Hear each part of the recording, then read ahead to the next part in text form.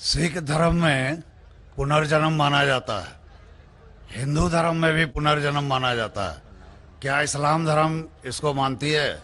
मैं प्रितपाल सिंह सिलीगुड़ी से आया हूं, आपसे जिज्ञासा रखता हूं। भाई साहब ने सवाल पूछा है कि सिख धर्म पुनर्जन्म में मानता है, हिंदू धर्म मानता है, क्या इस्लाम धर्म मानता है। भाई साहब आप लेट आए सर इधर। नहीं, आप सवाल आपने आपके पहले सेशन से है क्या? आपने तकरीर में इसका जवाब दे दिया है, लेकिन फिर भी जिज्ञासा है। तो मैंने पूरा जवाब दिया। किस पॉइंट पे जिज्ञासा है आपको? क्या मैंने कहा पुनर का मतलब नेक्स्ट, जी जन्म हाँ। मतलब बर्थ, जी हाँ। Next birth. इस्लाम भी इसमें मानता है कि इस दुनिया के बाद हम नेक्स्ट दुनिया में आएंगे। ये वेद कहता है, इसमें मुझे कोई डाउट नहीं, कोई शक नहीं। लेकिन ये जो वजूद में आया संस्कारा, इसका जिक्र वेद में नहीं है। ये हिंदू पंडितों ने कहा संस्कारा के बारे में, क्योंकि वो ये नहीं समझा सकते थे कि लोग क्यों गरीब पैदा होते, क्यों लाचार पैदा होते, क्यों कंजेनिटल हार्ट से। तो ये नहीं पता होने की वजह से फिलॉसफी वजूद में आई। लेकिन वेद में सिर्फ लिखा है पुनर्जन्म, जो कुरान में लिखा है, सिख धर्म में लिखा है, कि मुझे कोई एतराज नहीं। लेकिन ये मानना कि बर्थ फिर डेथ, फिर बर्थ फिर डेथ, फिर बर्थ फिर डेथ, ये साइंटिफिकली मुमकिन ही नहीं है। I can give you another quotation why it's not possible. आप समझ रहे ना? तो किस लॉजिक पे आप संतुष्ट नहीं है? मैं आपसे ये जानना चाहता हूं कि जैसे सिख धर्म में ये माना जाता है कि किसी व्यक्ति की मृत्यु हुई है, वो कहीं ना कहीं फिर जन्म लेगा। क्या इस्लाम इसको मानती है? नहीं, कहीं ना कहीं ने सिर्फ एक जगह लेंगे, आखिरी, नेक्स्ट जिंदगी। और यही सही मानों में वेद में लिखा है, पुनर्जन्म नेक्स्ट जिंदगी। कहीं ना कहीं यहां पैदा हुआ, अमेरिका में करेंगे बिल्कुल, किधर भी वेद में नहीं लिखा है। वेद में कहीं नहीं लिखा है। ये पंडितों ने अपनी तरफ से पेश किया है। पुनर्जन्म जो कुरान में है और वेद में है, उसके मानी नेक्स्ट लाइफ, ये हम मानते हैं। लेकिन कहीं ना कहीं यहां लेंगे नहीं, एक ही जगह, आखिरत में। और क्योंकि साइंटिफिकली ये लोग जो कहते संस्कारा, क्या आप अच्छे काम करेंगे तो आप स्वर्ग में जाएंगे, अच्छे काम करेंगे तो अगले जन्म में आप इंसान बनेंगे, बराबर कि नहीं? स्वर्ग में जाएंगे तो स्वर्ग में जाएंगे तो आने की जरूरत क्या फिर? स्वर्ग में रहना अच्छा ना, धरती पे क्यों आएंगे फिर? कुछ मतलब में स्वर्ग में जाके फिर वापस आते। अगर स्वर्ग में जाके इनाम मिल गया तो यहाँ वापस क्या आते? अगर नर्क में गए तो वापस यहाँ जिंदगी में आके फायदा क्या? अगर आपको सजा मिल गई तो यहाँ फिर आप आके क्यों कुत्ता बिल्ली बनते? अगर आप देखेंगे आज दुनिया में क्राइम बढ़ रहा है क्या घट रहा है? बढ़ रहा है। बढ़ रहा है, आप मानते ना? मैं भी मानता हूँ। ये जो फिलोसफी संस्कारा की, अगर बुरे काम करेगा इंसान तो अगले इसमें वो बनेगा लेस, अच्छे काम करेगा तो बनेगा इंसान। क्राइम जब बढ़ रही है, इंसान की तादाद बढ़ रही है क्या घट रही है? मेरे समझ से तो घटनी चाहिए, लेकिन नहीं घट रही है।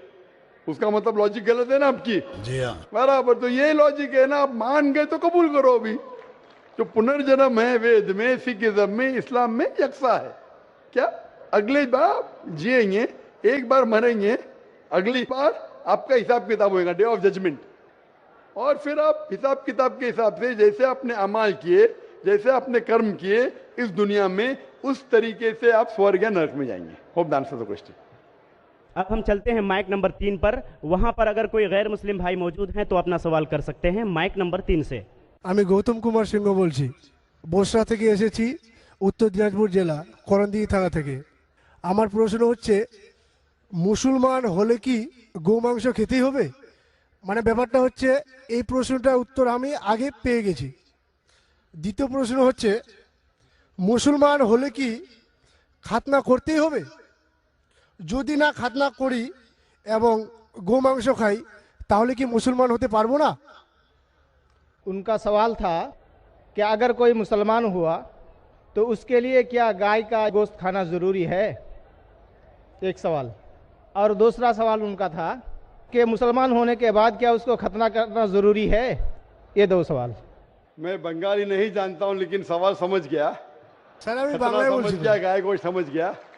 मेरे बंगाली टीवी के ऊपर डबिंग आती, लोग समझते बंगाली जानता हूं मैं, लेकिन ये सवाल समझ गया मैं, अल्हम्दुलिल्लाह।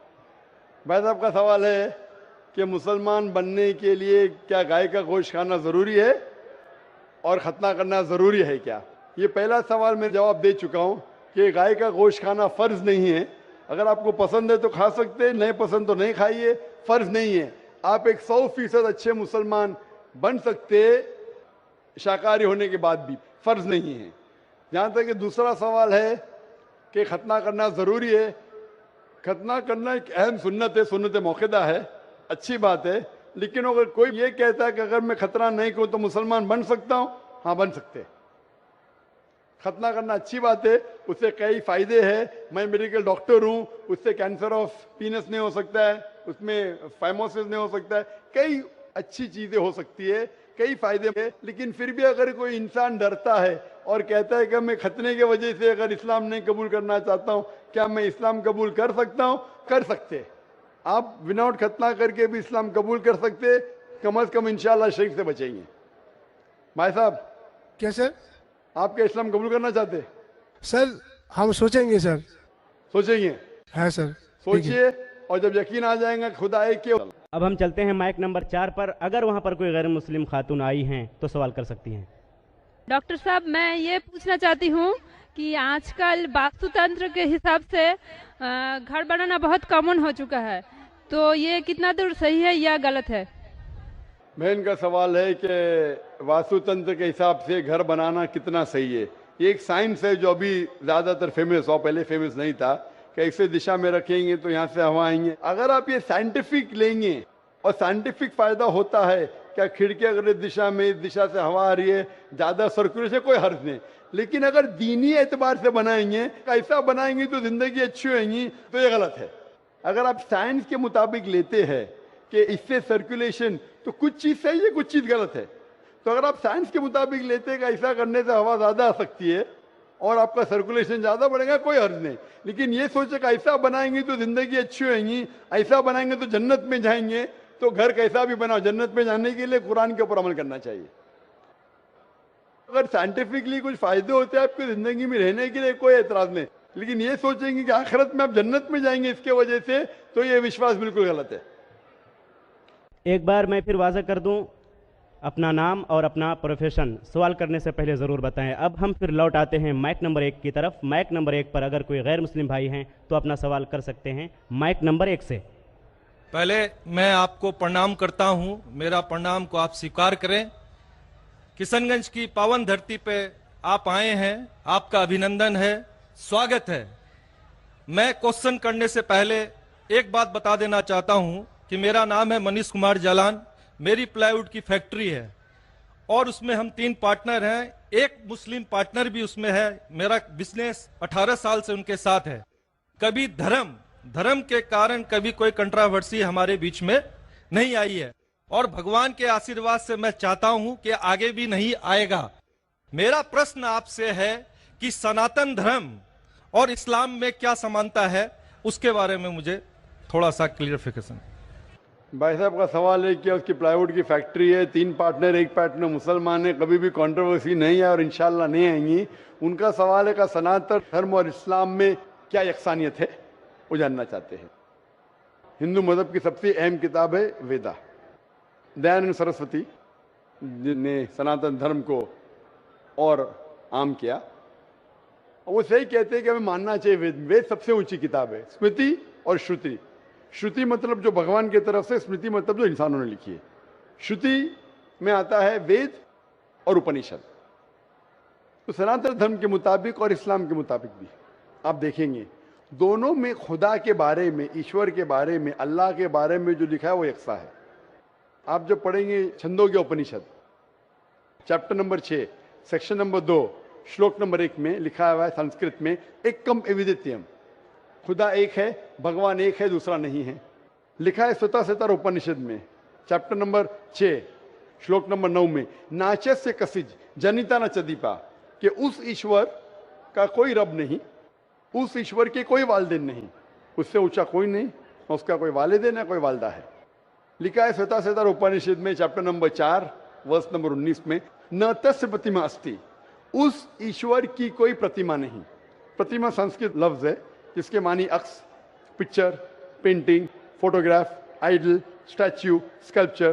तो लिखा है उस ईश्वर, उस भगवान की कोई प्रतिमा नहीं, कोई अक्स नहीं, कोई पिक्चर नहीं, कोई पेंटिंग नहीं, कोई पोर्ट्रेट नहीं, कोई आइडल नहीं, कोई स्कल्पचर नहीं, कोई स्टैच्यू नहीं। आगे जब आप पढ़ते हैं ये सारी चीजें कुरान में भी लिखी, मैं उसके ऊपर आऊंगा। ये है ईश्वर के बारे में जो लिखा गया है। उसी तरीके से अब आगे जब पढ़ेंगे यजुर्वेद चैप्टर नंबर 40 वर्ष नंबर 8 और 9 में, उसमें लिखा है अंधात्म प्रविशंति या असम्मुति उपास्ते। अंधात्म मीन्स अंधकार, प्रविशंति मतलब दाखिल होना, अंधात्म प्रविशंति या असम्मुति उपास्ते, वो अंधकार में दाखिल हो रहे हैं जो लोग असम्भूति की पूजा करते। असम्भूति मतलब नेचुरल थिंग्स लाइक हवा, पानी, आग, जो नेचुरल थिंग की पूजा करते हैं जैसे हवा, पानी, आग, वो अंधकार में दाखिल हो रहे। और वो श्लोक का कंटिन्यू होता है, वो लोग और घोर अंधकार में दाखिल हो रहे जो संभूति की पूजा करते। संभूति मतलब इंसान की बनाई हुई चीजें, टेबल, चेयर, आइडल, मूर्ति, इसकी पूजा करेंगे तो और घोर अंधकार में दाखिल होंगे। और लिखा है ऋग्वेद में जिल्द number 1 hymn number 164 verse number 46, एकम सत विप्र बहुधा विदांते। सत्य एक है, खुदा एक है, एकम सत विप्र बहुधा विदांते। लोग, विद्वान लोग उस ईश्वर को कई अलग नाम से पुकारते हैं, ईश्वर को कई अलग नाम से पुकारते। यही चीज लिखा है कुरान में जो मैंने जिक्र किया हूं, सूरह इसरा में सूरह नंबर 17 आयत नंबर 110, कुलिदुल्लाह विदुर्रहमान अयमतदु फलाल उस्मान हसना। चाहे कहो अल्लाह या रहमान, उसे अच्छे नाम से पुकारो क्योंकि अल्लाह के सारे अच्छे नाम हैं। लेकिन ऐसी कई मिसाल दी गई। ऋग्वेद आप पढ़ेंगे, ऋग्वेद जिल्द नंबर 2 चैप्टर नंबर 1 श्लोक नंबर 3 में पढ़ेंगे। उसमें एक एट्रीब्यूट दिया गया है ब्रह्मा। ब्रह्मा कहते हैं बनाने वाले खुदा को, ब्रह्मा कहते हैं बनाने वाले खुदा को। हमें कोई एतराज नहीं अगर कोई कहता है कि ईश्वर बनाने वाला है, उसका तर्जुमा करते अरबी में हो जाता है खालिक, हमें कोई एतराज नहीं। लेकिन अगर कोई कहता है कि ईश्वर वो ब्रह्मा है जिसके 4 सिर है, हर सिर पे मुकुट है, तो हम मुसलमान उस पर एतराज करते हैं क्योंकि आप भगवान को अक्स दे रहे। और आप Yajurveda chapter number 32 shloka number 3 के खिलाफ जा रहे, ना तस्य प्रतिमास्ति, उस ईश्वर की कोई प्रतिमा नहीं। आपने प्रतिमा दिया तो गलत किया। इसी तरीके से आगे आप पढ़ेंगे, लिखा हुआ है ऋग्वेद में किताब नंबर 6 हिम नंबर 46 श्लोक नंबर 16 में, या एक मुश्ती ही, भगवान एक ही है, सिर्फ उसकी तारीफ करो। और ब्रह्म सूत्र हिंदुइज्म का है, एक कम ब्राह्म द्योत्या नास्ते नैना नास्ति किंचन। भगवान एक ही है, दूसरा नहीं है, नहीं है, नहीं है, जरा भी नहीं है, सिर्फ एक खुदा है, उसके अलावा कोई नहीं है। अगर कोई मुसलमान से पूछेंगे कि सबसे बेहतरीन क्या डेफिनेशन है खुदा की, अल्लाह की, वो जवाब आपको देगा सूरह इखलास सूरा नंबर 112 आयत नंबर 1 से 4, जिसमें लिखा है कुल हुवल्लाहु अहद, कहो कि अल्लाह एक है, अल्लाह समद, अल्लाह जो बेनियाज है, लम यलिद वलम यूलद, ना वो किसी को जना है ना किसी से जना है, वलम यकुल लहू कुफुवन अहद, उसके जैसा कोई नहीं है। ये 4 लाइन का डेफिनेशन है कुरान मजीद में सूरह इखलास सूरा नंबर 112, जिसमें अल्लाह ताला फरमाते कुल हुवल्लाहु अहद, कहो कि अल्लाह एक है, अल्लाह समद, अल्लाह जो बेनियाज है, लम यलिद वलम यूलद, ना वो किसी को जनता है ना किसी से जना है, वलम यकुल लहू कुफुवन अहद, उसके जैसा कोई नहीं। अगर कोई भी चीज को आप कहते हैं खुदा है, भगवान है, ईश्वर है, अगर ये 4 लाइन के डेफिनेशन में उतरता है, हम मुसलमान को कोई एतराज नहीं मानने के लिए कि वो ईश्वर है, कि वो खुदा है। तो ये सनातन धर्म के खुदा एक है, उसका कोई अक्स नहीं, हूबहू मिलता है कुरान मजीद से। लेकिन मैं एक स्टेप आगे जाता हूं, यहां तक के तो सही है, दयानंद सरस्वती ने कहा ईश्वर के बारे में, मैंने मान लिया। मैंने थोड़ी और रिसर्च किया, मैंने कहता हूं मैं दयानंद सरस्वती और विद्वान हूं, और रिसर्च किया। रिसर्च में लिखा है वेद में, पुराना में, कि एक आखिरी अवतार आने वाले हैं। इसका जिक्र दयानंद सरस्वती ने नहीं किया, क्यों नहीं किया मैं जानता नहीं, लेकिन लिखा है भविष्य पुराना, मतलब जो भविष्य के बारे में आपको कह रही है। अगर आप पढ़ेंगे वेद और भविष्य पुराना और बाकी पुराना, कई जगह आखिरी पैगंबर मोहम्मद सल्लल्लाहु अलैहि वसल्लम का जिक्र है। मैं पूरा तफसीर से नहीं बोलूंगा, हवाले दूंगा तो आसान होगा। आप पढ़ेंगे भविष्य पुराना पर्व 3 खंड 3 अध्याय 3 श्लोका 5 से 8 तक, इसमें मोहम्मद सल्लल्लाहु अलैहि वसल्लम का जिक्र है। आगे पढ़ेंगे भविष्य पुराना पर्व 3 खंड 3 अध्याय 3 श्लोका 10 से 27 में मोहम्मद सल्लल्लाहु अलैहि वसल्लम का जिक्र है। अगर आप पढ़ेंगे अथर्ववेद किताब नंबर 20 खंड नंबर 127 श्लोका नंबर 1 से 14 में मोहम्मद सल्लल्लाहु अलैहि वसल्लम का जिक्र है। इसे कहते कुंटब सुक्तात। अगर आप पढ़ेंगे ऋग्वेद किताब number 1 chapter number 53 shloka number 9 में मोहम्मद सल्लल्लाहु अलैहि वसल्लम का जिक्र है। कई जगह पे उनका नाम से जिक्र है और बड़ी तफसील से जिक्र है कल की पुराना में। कल की पुराना चैप्टर नंबर 5, 7, 9, 15 यहां पढ़ेंगे। इसमें लिखा है कि कल युग में, कल युग मतलब आखिरी युग में आएंगे आखिरी अवतार। अवतार जैसा मैंने कहा का मतलब नहीं कि भगवान नीचे आना। अवतार एक संस्कृत वर्ड है जिसका मानी अवत्र। अवत्र मतलब खुदा ने भेजा, खुद खुदा नहीं आ रहा है। It belongs to God, not God himself. इसीलिए इसका कॉन्सेप्ट है मैसेंजर, पैगंबर। तो कल युग में कल की अवतार आएगा। उसके बाप का नाम है विष्णु यास। विष्णु मतलब ईश्वर खुदा, यास मतलब खुदा का बंदा। अरबी में कहीं हो जाता अब्दुल्ला जो मोहम्मद सल्लल्लाहु अलैहि वसल्लम के वालिद का नाम था। उसकी माँ का नाम होगा सुमति। सुमति मतलब अमन, शांति। अरबी में कहेंगे आमिना जो नाम था मोहम्मद सल्लल्लाहु अलैहि वसल्लम के वालिदा का नाम। वो पैदा होंगे एक अमन के शहर में जो था मक्का। वो पैदा होंगे ऐसे खानदान में जो उस शहर का रखवाला था और मोहम्मद सल्लल्लाहु अलैहि वसल्लम कुरैश खानदान में पैदा हुए। पहली वही उन्हें आएंगे एक गार में, एक केव के अंदर। मोहम्मद सल्लल्लाहु अलैहि वसल्लम को सबसे पहली वही आए गार हिरा में रात के वक्त, हम जानते हैं। फिर वो माइग्रेट करेंगे नॉर्थवर्ड और वापस आएंगे। मोहम्मद सल्लल्लाहु अलैहि वसल्लम ने हिजरत की, मदीना फिर वापस आया। उनके 4 करीब दोस्त होंगे, सबसे पहले 4 खुलफा राशिदीन। ऐसे कई तफसील है। तो खुदा के जिक्र के बाद जो वेद में यकसानियत है जो कुरान से मिलती है वो है मोहम्मद सल्लल्लाहु अलैहि वसल्लम का जिक्र। और भी यकसानियत है, ये तो सिर्फ खुदा के बारे में और मोहम्मद सल्लल्लाहु अलैहि वसल्लम के बारे में। और यकसानियत है शराब मत पियो, जैसा मैंने कहा कुरान में लिखे सूरह माइदा सूरह 5 आयत नंबर 90 शराब मत पियो। मनुस्मृति चैप्टर नंबर 9 श्लोक नंबर 225 में लिखा है। कुरान में लिखा है जुआ मत खेलो, सूरह माइदा सूरह 5 आयत नंबर 90।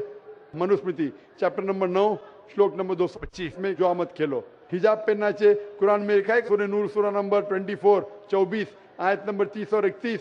ऋग्वेद में लिखा है जिल्द नंबर 8 में। इस तरीके से कई यकसान है। सबसे अहम 2 यकसानियत है पुनर्जन्म, वेद में कुरान में। सबसे अहम यकसानियत खुदा है कि उसका अक्स नहीं है और मोहम्मद सल्लल्लाहु अलैहि वसल्लम आखिरी पैगंबर है। आप मानते हैं भाई साहब के खुदा एक है? मुझे जानकारी नहीं है। आप मानते खुदा एक है कि नहीं मानते? मुझे जानकारी नहीं है और अपने धर्म को जो जानता हूं उस हिसाब से हम तो सभी देवी देवताओं को मानते हैं और हमें मानना भी चाहिए, ये हम जानते हैं। आपके धर्म में सबसे ऊंची किताब कौन सी है? हम तो गीता को मानते हैं। गीता क्या है? वेद का निचोड़ है। सबसे ऊंची किताब हिंदू धर्म में है वेद। वेद जो है श्रुति, वेद, उपनिषद। फिर आएंगे आपके महाभारत। भगवत गीता 18 चैप्टर है महाभारत के, 18 चैप्टर। महाभारत का एक हिस्सा है। श्री कृष्ण अर्जुन को सलाह देते हैं क्या करना चाहिए, वो उसे कहते हैं भगवत गीता। आप समझे ना? कहते हैं ये निचोड़ है वेद का, लेकिन वेद तो पहले समझो आप, बराबर ना? तो वेद में जब लिखा है इतना खास तौर के भगवान एक है, तो आप क्यों इतने देवी देवता में मानते नहीं? ये तो आपको तहकीक करना पड़ेगा ना। तो मैं जो कह रहा हूं उसे लिखिए या ऑलरेडी अवेलेबल है किताब में। किताब जाइए पढ़िए, वेद पढ़िए। ये जाकिर मुंबई से आया बेगम बाकी तो नहीं कर रहा है, हवाला दे रहा है इधर से उधर, मैं भी फेंक रहा है। नहीं नहीं हो सकता है ना फेंक रहा हूं। नहीं, आप जितनी बात को बोल रहे हैं पीस टीवी में भी देखता हूं। देखते माशाल्लाह। हाँ, तो अब आप वेद के बारे में बोले हैं और बताए हैं। आपका चैप्टर नंबर और पन्ना नंबर तो मेरे दिमाग में आया नहीं कि ठीक है बोल रहे हैं तो कुछ होगा उसमें। कुछ तो होगा, कुछ तो कुछ होगा, कुछ ना कुछ होके छोड़िए मत, तहकीक कीजिए। नहीं, क्या अब गलत या करूंगा। सही? अब नहीं, करेंगे। अब करेंगे। कितने दिन में कंप्लीट करेंगे? 1 हफ्ते में कर लूंगा, कोई बड़ी बात थोड़ी। 1 हफ्ते में मैं आपके पार्टनर से पूछूंगा। आपने बोला अब तक कंट्रोवर्सी नहीं हुई। मेरा पार्टनर कंट्रोवर्सी होना जरूरी नहीं है। आप उसको अच्छाई की तरफ लेके आओ, वो आपको अच्छाई की तरफ लेके आएगा। कंट्रोवर्सी नहीं करना। अगर आदमी बोला 2 जमा 2 5, अरे जान दे यार, मेरा पार्टनर मुझे ज्यादा पैसा दे रहा है, 5 रुपया दे रहा है, 2 जमा 2 5, गलत है ये। गलत है तो बोलना चाहिए। कंट्रोवर्सी नहीं होना अच्छी बात नहीं, कंट्रोवर्सी होके सच्ची राह पे लेके आना अच्छी बात है। आप समझ रहे नहीं? तो आपके पार्टनर से कहो, इतने 18 साल से आपके पार्टनरशिप किए, अभी आप 1 हफ्ते में तहकीक करेंगे जाकिर क्या बोलता है और पार्टनर से डिस्कस करो, बराबर ना? आप ठीक बोल रहे हैं। मेरे पार्टनर का नाम भी मैं बताना चाहूंगा। बता दो। सैयद मजरुल हसन साहब नाम है मजरूर उनका। सैयद मजरूर हसन साहब, तो लाखों लोग सुन लिए ना। हाँ। तो सैयद मजरूर हसन साहब को और पकड़ लेना। हमारे से 15 साल बड़े भी हैं, माशाल्लाह। मेरे से 15 साल बड़े भी हैं। हाँ, हमारी डिस्कस होती है, सब चैप्टर पर डिस्कस होती है, परंतु मैंने क्या कहा कि हमारे बीच में किसी तरह का कोई भी कंट्रोवर्सी नहीं होता है। और आपने वेद के बारे में बताया, जरूर मैं वेद को भी वो पढ़ूंगा। भी कंट्रोवर्सी नहीं है, कंट्रोवर्सी नहीं, यकसानियत है। आज कुछ आपसे लेके जा रहा हूं, मैं देखे नहीं जा रहा हूं, मैं आपसे लेके जा रहा हूं। मेरे मन में जिज्ञासा थी, मैं आपसे क्वेश्चन किया, आपने मेरे क्वेश्चन का जवाब दिया, इसके लिए मैं धन्य हूं। और मैं अपने जो आप वेद के बारे में बोले, मैं जरूर उसको पढ़ूंगा और 7 दिन में ही पढ़ूंगा। इंशाअल्लाह आप पढ़िए, तहकीक कीजिए, लेके जा रहे, अगर आप कबूल करेंगे तो मुझे देके भी जाएंगे सवाब इंशाअल्लाह। मेरा प्रणाम को फिर स्वीकार करें आप। इसी के साथ मैं अपने शब्दों को विराम देता हूं। डॉक्टर साहब, मैं बंगाल से हूँ और मुर्शिदाबाद जिला से हूँ। मैं अपने मन से इस्लाम को कबूल करना चाहता हूँ।